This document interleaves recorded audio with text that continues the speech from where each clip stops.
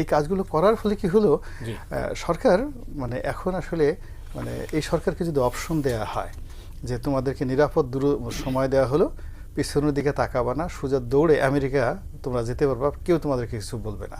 বিশ্বাস করেন তারা নিউ ইয়র্ক সিটিতে গিয়ে তারপর পিছনের দিকে তাকাবে যে আমরা দৌড়ে আসলাম কেন, আর কোথায় আসলাম, এই অবস্থায়। যাই হোক, আমার মনে হয় যে ডক্টর মোহাম্মদ ইউনূসের এই মুহূর্তে উচিত যে আমি আর পারছি না, আমি 15 দিন সময় দিলাম, 1 মাস সময় দিলাম, আপনারা সিদ্ধান্ত নেন কিভাবে সরকার গঠন করবেন, কিভাবে ইলেকশন করবেন, নাকি কোনো হোয়াট এভার মেবি। তো সেক্ষেত্রে রাজনৈতিক দলগুলোর মধ্যে একটা ঐক্যমত চলে আসবে, এবং সেটা রাজনৈতিক দলগুলো যদি এই মুহূর্তে ঐক্যমতে না পৌঁছে, তারা প্রথম কয়েকদিন কিছু গন্ডগোল করবে, যা কিছু করবে, না হওয়া পর্যন্ত এটা কেবলমাত্র মিলিটারি ব্যুরোক্রেসি দিয়ে বা সিভিল ব্যুরোক্রেসি দিয়ে, অথবা এখন তত্ত্বাবধায়ক সরকার বা যেটা আসতে চাচ্ছে, মানে একটার পর একটা অসংখ্য সমস্যা আমাদের পেছনে পেছনে, মানে আপনি আরেকটা সরকার চাচ্ছেন? আরেকটা সরকার চাচ্ছি। নির্বাচন ভয়ঙ্কর কিছু করতে পারে।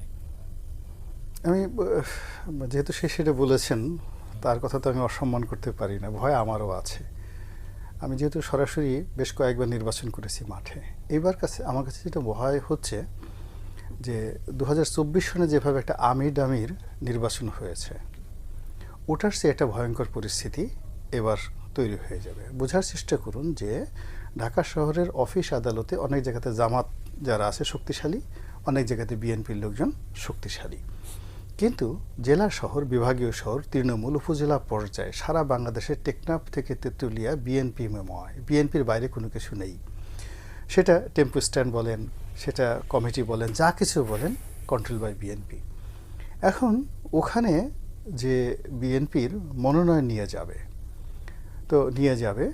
তো দেখা যাচ্ছে প্রায় সব ক্ষেত্রেই বাংলাদেশে বিএনপির 3 থেকে 4টি কমিটি রয়েছে, এবং তারা they are fighting with each other, এবং ইতিমধ্যে অনেকগুলো প্রায় 300 মার্ডার হয়ে গেছে শুধুমাত্র এই কমিটি বিষয় নিয়ে, নিজেরা এবং কয়েক হাজার এই বিভিন্ন অপকর্মের কারণে বিএনপি থেকে তাদেরকে বহিষ্কার করা হয়েছে, কিন্তু কোনো অপকর্ম বন্ধ হয়নি। এর কারণ হলো একজন মনে করছে যে আমি একটা চেয়ারম্যান হব, মেম্বার হব, 10 বছর 5 বছর দল ক্ষমতায় থাকবে, তা না করে আমি এই আওয়ামী লীগের যে সম্পদ যা কিছু আছে এগুলো হরণ করে উইদিন 1 মাসের মধ্যে যদি আমি তার 100 গুণ ইনকাম করতে পারি, কি আমার এরপরে বিএনপি করলাম না করলাম তাতে আমার কি আসে যায়।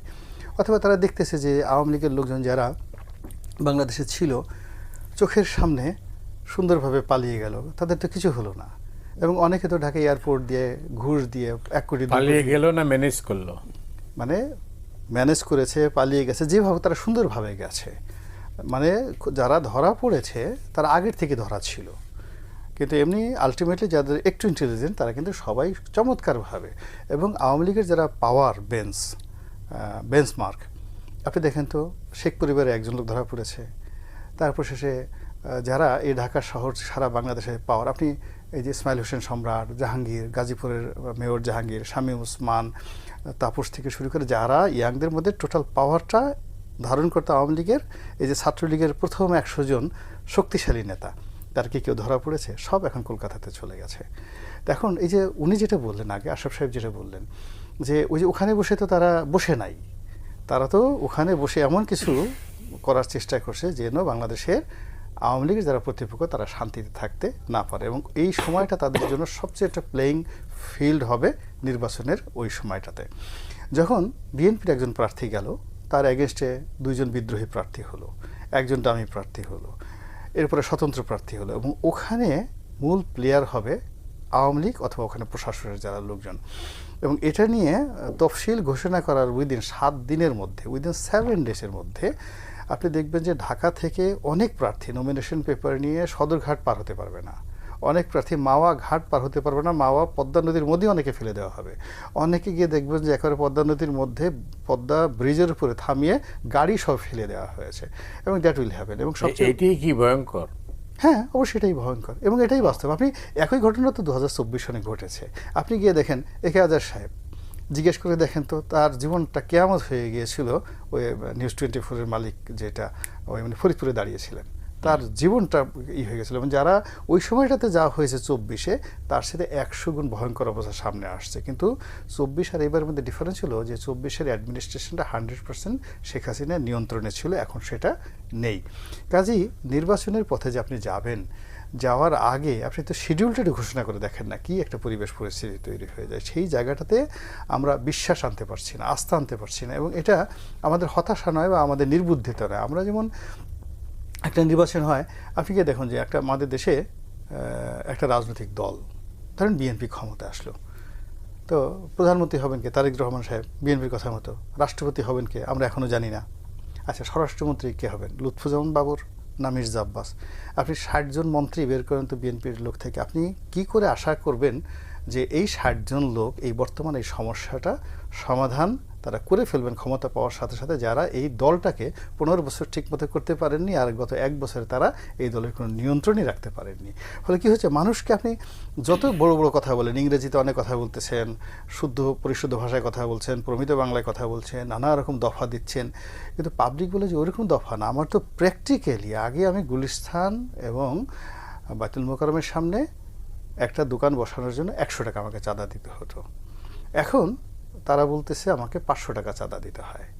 1 2 নম্বর হলো, আগে যেখানে 25টা দোকান ছিল এখন 50টা দোকান সেখানে বসানো হয়েছে, বেচা কেনা হচ্ছে না। আগে মানুষের ক্রয় ক্ষমতা ছিল যা, তার অর্ধেক হয়ে গেছে, দোকান বেড়ে গেছে, চাঁদার পরিমাণ বেড়ে গেছে, আর ওর বাইরে যে ভিতরে যে দোকানগুলো যারা মূল দোকান, তারা গিয়ে দেখেন খা কেউ বসতে পারছে না। এই ফ্রাস্ট্রেশনটা ওখানে গিয়ে লোকজন বলেন চাঁদা কোথায় চলে যাচ্ছে, ওই যে হুজুর যে বলছে চাঁদা দিই পল্টনে চলে যায় লন্ডনে, তো এমনি এমনি বলেনি। আপনি বাস্তবতায় গিয়ে এই যে আওয়াজটা, আপনি গিয়ে দেখেন গুলিস্তানের প্রত্যেকটা লোক কী বলছে সেখানে যারা চাঁদা দিচ্ছে। এখন এটা কিন্তু বিএনপির মতো একটা বড় দল, তাদেরকে কগনিজেন্সে নিতে হবে। তারা যদি মনে করে এটা চরমনাই হুজুরের দোষ, এটা জামাতের দোষ, এটা চক্রান্ত, নট লাইক দ্যাট। মাঠের আওয়াজটা বুঝতে হবে। আবার ধরুন আমাদের যে যাই বলেন না কেন, আমাদের সেনাপ্রধান যখন বললেন, আমরা তো ডক্টর মোহাম্মদ ইউনূসকে 8 তারিখে পেয়েছি, কিন্তু আমাদের সারা বাংলাদেশ 5 তারিখ থেকে 8 তারিখ পর্যন্ত আমরা কার আন্ডারে ছিলাম? কাকে ভালোবেসেছিলাম? সেনাপ্রধানকে। তো তিনি আমাদেরকে বলেছেন যে আমার উপর ভরসা রাখেন, আমি আছি আপনাদের সঙ্গে। কিন্তু গত 1 বছরে সেনাবাহিনীর কারণে চাঁদাবাজি বন্ধ হয়েছে, সেনাবাহিনীর কারণে দুর্বৃত্তায়ন বন্ধ হয়েছে, আন্ডারওয়ার্ল্ডের ডন বন্ধ হয়েছে, এই যে কারণ বাজারে চাঁদাবাজি হচ্ছে, তেজগাঁতে চাঁদাবাজি হচ্ছে, হাজার হাজার কোটি টাকার চাঁদাবাজি হচ্ছে, এটা যে বন্ধ হয়নি। তো আপনি ট্রাক স্ট্যান্ডগুলো দেখেন, আজকে মানে বন্ধ হয়নি, কোনো কিছুই বন্ধ হয়নি। তো এই অবস্থাতে আপনি যে একটা সুন্দর নির্বাচন হবে, সেই নির্বাচন হয়ে ভোট দেবেন, ভোট কেন্দ্রে যাবেন, তারপরে আপনার মনের মতো লোক নেতা নির্বাচিত হবে, আর এরপরে আপনি সেই নেতার বাসায় গিয়ে পোলাও, কুরমা, কালিয়া, কুপ্তা খাবেন, এই স্বপ্ন তো আপনার আসবে না। রিয়েলিটি সেটা না।